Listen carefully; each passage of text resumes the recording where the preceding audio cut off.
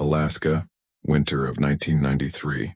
Most families in Cold Creek no longer lived in log cabins. They had moved into prefabricated houses, with double walls, sealed windows, and imported diesel heaters. They said it was progress, that no one in their right mind continued living, like in the last century, when thermostats and bank credit existed. On the same day that a neighbor installed a new heater, Elias Harper dismantled his own house. While the others reinforced roofs, he and his sons removed planks. Their bare hands creaked as the wood creaked in the early cold. The ground was already beginning to harden when they loaded everything onto the sled. They weren't going to the city. They were going far away. "He's gone mad," someone said, without lowering their voice. "Those children will freeze to death." That night, the station thermometer read 34 degrees Celsius, and it kept dropping. The structure that Elias erected had no corners. It was low, rounded, almost flush with the ground. A simple stove in the center. The entrance faced south, away from the prevailing wind. No nails, no exposed metal. The smoke rose straight up. But winter had not yet shown what it was capable of. Before the collapse of various state subsidies in the early 1990s, Cold Creek lived predictably. The fuel truck arrived every week. The government helped with heating oil. Those who still lived in cabins did so out of stubbornness or nostalgia. Elias never adapted to modern houses. While former schoolmates now worked in heated offices, he continued hunting, chopping wood, and repairing tools with whatever he had on hand. He spoke little. He explained nothing. His wife, Martha, was rarely seen in the village, always covered up to her chin, her hands rough, her fingers marked by leather and rope. The children, 2 boys and a girl, were known for answering with silence. Nobody visited them. At community meetings, Elias sat in the back. When asked what he thought of the new rules, he shrugged. When told he was too proud to accept help, he simply lowered his head. In 1992, the warning came. Subsidized fuel would be cut. The coming winter would be the first without aid. The village panicked. They bought generators, stockpiles of diesel. Some sold everything and left. That same month, Elias began to dismantle the hut. But instead of moving away, he distanced himself even further. He chose an area where no one spent the winter. A white open plain without trees, without natural shelter. A place where the wind finds nothing to stop it. He took his wife, children, a horse, and a few other animals. That's all. When the sleigh passed the last house in the village, someone shouted, "You're going to kill your family out of pride." Elias did not answer. Martha glanced back once. Then, she looked forward again. They laughed at him. They called it a fossil. They said that type of man no longer survived. The place Elias chose had no name. It was days away from any road where the sky seemed too heavy to ignore. In winter, nothing grew there. No sound. No smell, only wind. On the first morning, before the sun rose, Elias and his sons were already marking the circle on the frozen ground. Measured steps. Entrance to the south. The center defined with an improvised stake. Each blow against or was only answered by hair wind. Martha carefully separated the insulating panels. The leather straps that would hold everything together were slightly damp. When they froze, they would shrink and seal the structure. There was no room for error. The children weren't playing. The oldest, Caleb, held the beams with his bare hands, even as the metal burned his skin. The girl, Anna, helped stack the dry fuel they would use for the fire. The structure grew slowly. "Why here?" Caleb asked. It was still dark, as he scraped ice from the ground. Elias simply pointed towards the horizon. Nothing. Too much space. Nowhere for the wind to hide. The days passed without routine. They slept in shifts. They ate what they had brought. The fire was low, controlled. Saving money was part of the process. On the third night, the makeshift thermometer Elias had set up broke. The cold felt like it was biting his eyes.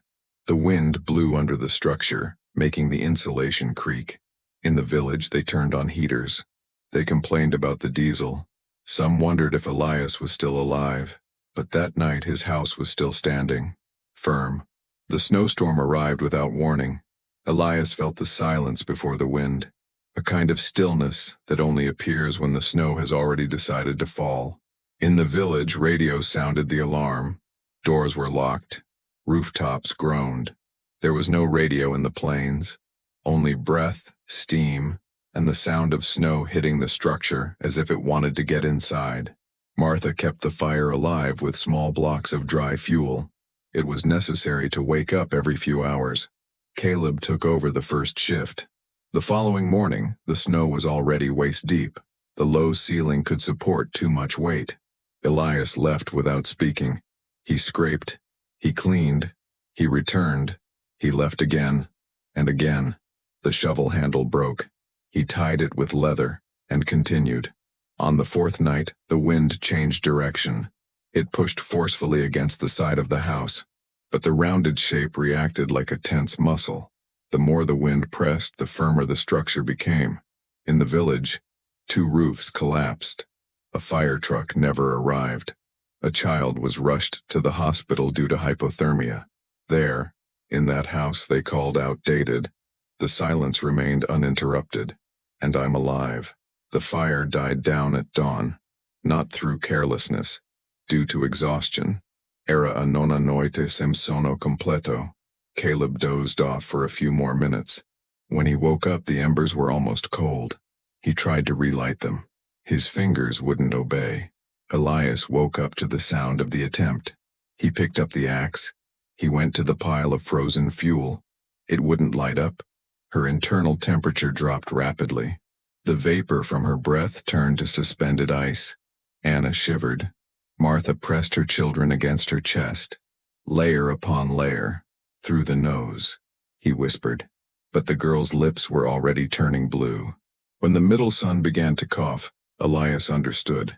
He opened the side of the house and went out into the darkness. The wind was biting. The sky showed nothing. He walked over to where the animals were sheltered. Many were lying down. Some were motionless.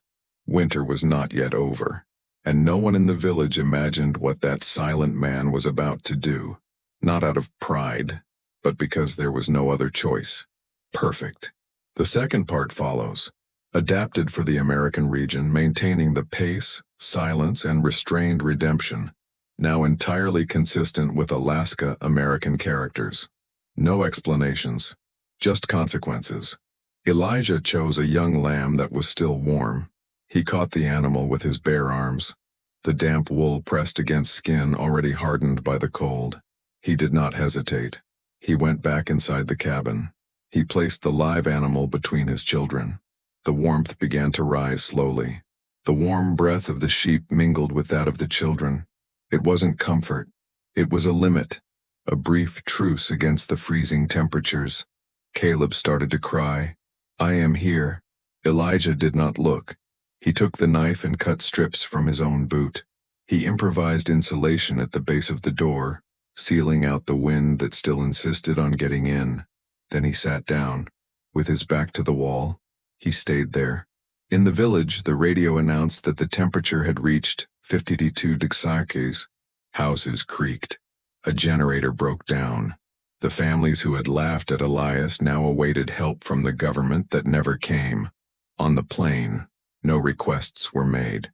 In the absolute silence, the warmth of a sheep kept 3 children alive. The snow stopped, but the danger has increased. With a clear, cloudless sky, the temperature plummeted even further. It was the most treacherous cold in the north. Dry, clean, relentless. No snow to melt. No moisture to absorb, just pure cold. The ground turned to stone. The fuel had dried out too quickly. It burned too fast without returning enough heat. The stock was dwindling. Elias knew they wouldn't last 2 weeks at that pace. He began rationing. He reduced the fire. He removed some of the insulation from the south side to reinforce the north side, where the wind was blowing directly. At night, the internal temperature approached 0. Martha had a fever. She disguised it. She said it was just tiredness. Anna coughed again. Sunken eyes. Skin too pale. The middle child tried to smile at his sister. The sound was faint. Short. The next morning, Elijah made the decision he had been avoiding from the beginning, to kill a ram. He was the last strong young man in the herd, the only one who still provided real warmth. But there was no choice. She prepared the animal with slow hands. Martha savored every part. She made a thick soup, using fat and broth. The children ate in silence. Elijah did not touch his own bowl. The remaining meat was hung near the central opening, where the little heat still circulated. The fat was stored in leather bags, along with salt. Nothing would be wasted. In the following days, Elias began to go further afield. He dug into the ice in search of hidden puddles. He risked his knees on slippery slabs. The cold bit his joints, but he always returned, with a dry branch, a hard root, anything that could help. On one of those outings, he fell. The ice concealed a depression. He sank up to his thigh. His knee was torn. The leather of his boot ripped open. As he stood up, part of his trousers stuck to the ice. It took off. Blood. Pain. He didn't scream. When he returned, his face was white. His eyes were steady. Martha cleaned the wound with curdled milk and ashes. She bandaged it with wool. Elias slept little. The next day he went out again. He didn't speak. He just left. Days later, the fuel ran out. In the village, the radio was working again. They announced 5 deaths, 3 from freezing, 2 from smoke inhalation. One of the dead was Rick Miller, the neighbor who had laughed at Elias's departure. His house was on the edge of the village, where the wind blew strongest. The metal roof flew off. The firewood ran out. Help never arrived. Rick's wife, Helen, picked up their 2 children and started walking. Where to? To the only place from which a low wisp of smoke was still rising. Steady, constant. Elias's cabin. The snow crackled under their footsteps. It wasn't the cold. It was the weight of guilt. Helen walked slowly. She carried the younger child in her arms. The other, about 7 years old, walked with his coat open, hands tucked inside. His eyes were red, not from crying, but from the wind. She didn't ask for help. He just walked. Elias was crouched down, reinforcing the ground with ashes and remnants of burnt wool. His knee ached. He heard the footsteps before he saw them. Helen stopped a few meters away. "I need to warm the boys up," he said, without looking up. No pleading, no explanation. Caleb heard from inside. He stood up. He looked at his father. Silence. Elias stood motionless for a few seconds. Then he opened a space to the side in the snow, a makeshift, narrow shelter where the internal heat escaped slightly. "It's hotter here than outside," he said. Nothing more. Helen placed her children there. She sat down beside them, embracing them both as if they were one body. Inside the cabin, no one spoke. The next morning, Elias left a piece of fat near the tarp. On the 3rd day, the oldest boy helped fetch snow. On the 5th, Martha offered salted tea. On the 7th, Helen got up. "Let's continue." Elias nodded. He tied the boy's boot with a leather strap. Kneeling slowly, Helen wept. She turned her face toward the wind. When they left, Elijah gave them a thick piece of felt, not as a gift, as protection. She held the cloth against her chest, and she continued on. Not a word about Rick, no memory of the old laughter. Now everyone knew who had died, and who was still standing. Spring didn't arrive all at once. It came slowly. The ground began to give way. A puddle appeared near the makeshift fence. "It's dripping," Anna whispered. Martha touched the water. Still too cold, but alive. That week, Elias dismantled half of the hut to dry the insulation. Each piece was cleaned, beaten, and reused. The flock was smaller, but those that remained were alive. In the village, help arrived late. Flour, blankets, advice. Some accepted, others left. Something had changed. A boy appeared on the plain, riding a tired horse. He handed over a package of tools and a letter.